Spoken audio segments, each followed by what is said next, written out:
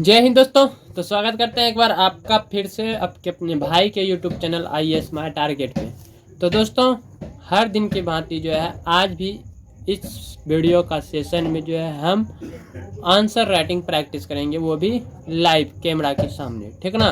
तो हम जो है अभी कुछ देर पहले कम्युनिटी पे एक पोल करके पोस्ट किए हैं, जिसमें कि पेपर जो बचे हुए हैं आंसर राइटिंग प्रैक्टिस करने के लिए, उन्हीं का मतलब 4 ऑप्शन में उनको दे दिए हैं, जिसके सामने लिख दिए UPSC PYQ।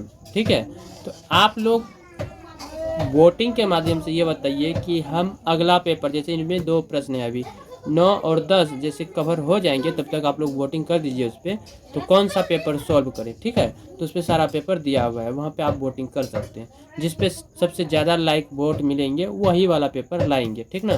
तो अभी हम GS4 को कवर कर रहे हैं, तो ऊपर पे हम बता दिए हैं कि अभी तक में हमने GS1 2 3 4 को कवर कर लिए हैं। 4 में जो है ये 8वां प्रश्न को कवर कर रहे हैं। 8वां प्रश्न में A को कवर कल ही कर लिए थे, आज हम करेंगे B को कवर, ठीक ना। तो आप लोगों को बता दें कि कहानी हम पढ़ के आप लोगों को सुना दिए। सिर्फ अपना टारगेट है अब आंसर राइटिंग का, ठीक है। तो ये कहानी हमने पढ़ के कल के वीडियो वाले सेशन में ही सुना दिए थे, तो आज हम डायरेक्ट आंसर राइटिंग प्रैक्टिस करेंगे। तो दूसरा प्रश्न देखिए क्या कहना है। प्रश्न B कह रहे हैं कि आप मौजूदा व्यवस्था को मजबूत करने के लिए क्या उपाय सुझाएंगे ताकि यह सुनिश्चित किया जा सके कि ऐसे समूह राज्य में घुसपैठ करने और माहौल खराब करने में सफल ना हो सके, ठीक ना। तो ये मुद्दा है, केस स्टडी है, यानी कि इस केस स्टडी से हमको इस प्रश्नों का जवाब देना है। तो ये हम पढ़ के पहले वाले वीडियो में सुना दिए हैं। आप लोग जो नहीं देखे हैं कृपया करके वो वाला वीडियो भी देख लें। अब हम यहाँ पे डायरेक्ट आंसर राइटिंग करेंगे। तो सेम प्रश्न को हमने कॉपी पे उतार लिए हैं, तो देखिए कॉपी पे उतार लिए हैं।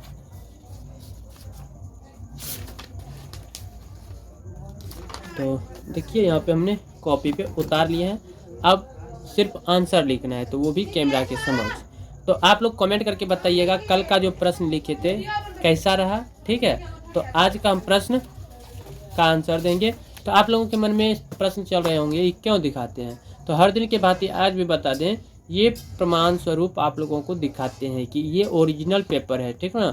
UPSC CSE एग्जाम में जो पूछा जाता है ये ओरिजिनल पेपर है, ये 2024 का है। आप लोग ऑफिशियल वेबसाइट पर जा करके डाउनलोड करके देख भी सकते हैं, ठीक है। तो यही सारा प्रश्न आपको सेम टू सेम मिल जाएंगे।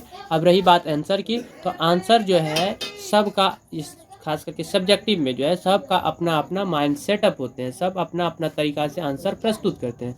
उसी प्रकार हम भी अपना माइंड सेटअप जो है इस प्रश्न को लेकर के अपना माइंड सेटअप के अनुकूल हम अपना आंसर देंगे। बाकी आप लोग आंसर में कमेंट में बताइएगा कि आंसर कैसा रहा। यदि अच्छा रहा तो भी बताइएगा, यदि खराब रहा तो भी बताइएगा। आपका दोनों दोनों स्थिति में आपका हम हमेशा आपके साथ रहेंगे, ठीक ना। तो और ये कहना चाह रहे हैं कि इनका आंसर आप भी अपने माइंड सेटअप के अनुसार जब लिखिएगा तो हो सकता है हमसे कहीं भिन्न, अलग, बहुत सारा अलग हो सकते हैं, और हो सकता है हमसे बहुत अच्छे भी होंगे। तो इसलिए आप लोगों से रिक्वेस्ट है कि आप लोग अपना आंसर कमेंट बॉक्स में ज़रूर भेजिएगा, ताकि हम भी आपका आंसर पढ़ें और दोनों को मैचिंग करके जो बेटर लगे वो एग्ज़ाम हॉल तक ले जाएं, ठीक ना। तो तब तक चलिए आप आंसर राइटिंग प्रैक्टिस करते हैं। तो इनको साइड कर देते हैं, अब इनका आवश्यकता नहीं है हमको, तो इनको साइड, क्योंकि हम पढ़ लिए हैं पहले, ठीक ना। तो इसलिए माइंड में आ गए हैं सारी बातें, सिर्फ अब हमको आंसर देना है। तो शुरू करते हैं।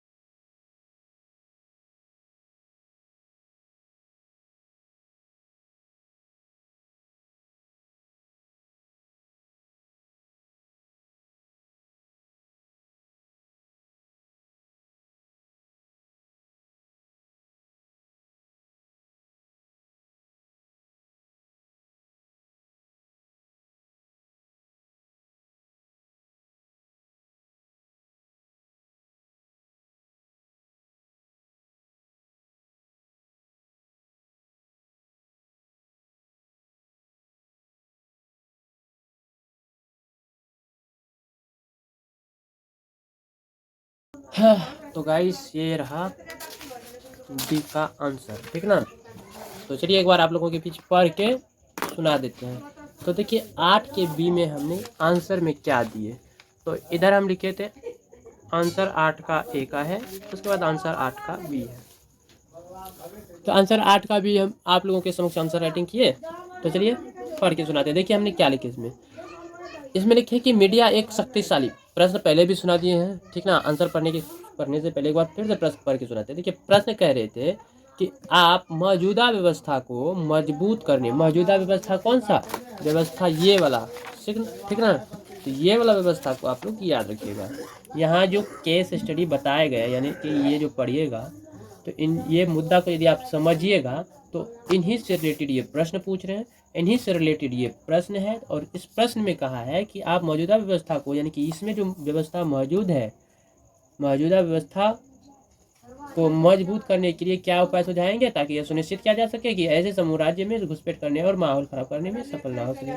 तो इसमें आंसर दिए हैं, इनको देखते हुए कि हम मीडिया एक शक्तिशाली उपकरण है जिसे सही दिशा में प्रयोग कर आतंकी नेटवर्क से युवाओं को बचाया जा सकता है, और इसके लिए जो है निम्नलिखित उपाय अपनाया जा सकता है, जिससे सकारात्मक कहानी और रोल मॉडल प्रचारित करना, प्रचार अभियान चलाना, और स्थानीय भाषा व सांस्कृतिक प्रतीकों का उपयोग करना, फैक्ट चेकिंग अभियान करना, समुदाय आधारित मीडिया कार्यशालाएँ लाना, ठीक ना। तो ये सभी बातें हमको जो है लिखना था। यदि मैंने एग्जाम हॉल में लिखते तो यही 5 बात लिखते, ठीक ना। क्योंकि यहाँ पे प्रश्न जिस तरह से पूछे गए हैं, लेकिन उत्तर जो है यहाँ पे 250 शब्दों में मांग रहे हैं। इसका मतलब तीनों प्रश्न का आंसर जो है 250 शब्दों में पुराना है। तो इसलिए हम यदि फाइनल हॉल में, एग्जाम हॉल में यदि इनका आंसर लिखते तो हम सिर्फ इतना गोल बात लिख करके 1 2 3 4 5 ये 5 बात लिख करके स्टॉप कर देते। लेकिन आप लोगों को यहाँ भी वीडियो के माध्यम से थोड़ा बहुत एक्सप्लेन करते हैं ताकि आप लोग समझ जाइएगा। तो देखिए एक में लिखे हैं सकारात्मक कहानी और रोल मॉडल प्रचारित करना। इसका मतलब होता है कि ऐसे युवाओं की कहानियाँ दिखाना जो कठिनाइयों के बावजूद सकारात्मक रास्ता चुने, ठीक है। और प्रसार अभियान चलाना जिसमें कि रेडियो हो गया, टीवी हो गया, फेसबुक यूट्यूब व ट्विटर जैसे माध्यमों पर नियमित जागरूकता संदेश देना, नियमित, ठीक ना। और तीसरा लिखे स्थानीय भाषा व सांस्कृतिक प्रतीकों का उपयोग करना जिससे संदेश अधिक प्रभावी ढंग से लोगों तक पहुँचे।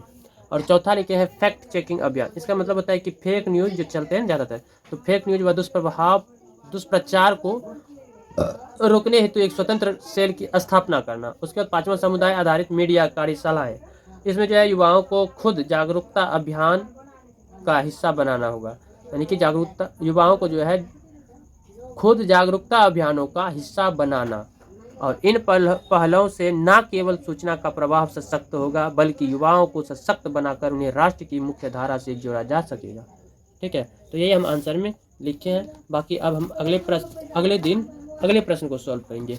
तो आज हम कवर कर लिए बी को, अब कल हम कवर करेंगे सी को, ठीक है। और परसों हम कर लेंगे प्रश्न संख्या 9 और तरसों 10 को। तो यानी कि 3-4 दिन अभी टाइम है GS 4 को ख़त्म होने में। प्रत्येक पेपर से जो है हम 10 प्रश्न को सॉल्व कर रहे हैं, जैसा कि आप लोगों को मालूम है।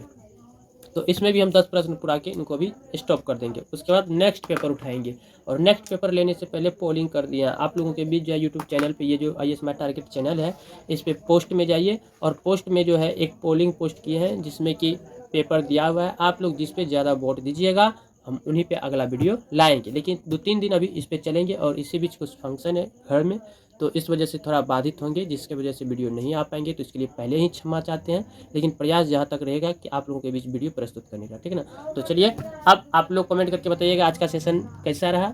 अब मिलते हैं कल के वीडियो में, ठीक है। तो आज के लिए इतना ही। Love you, bye bye, good night.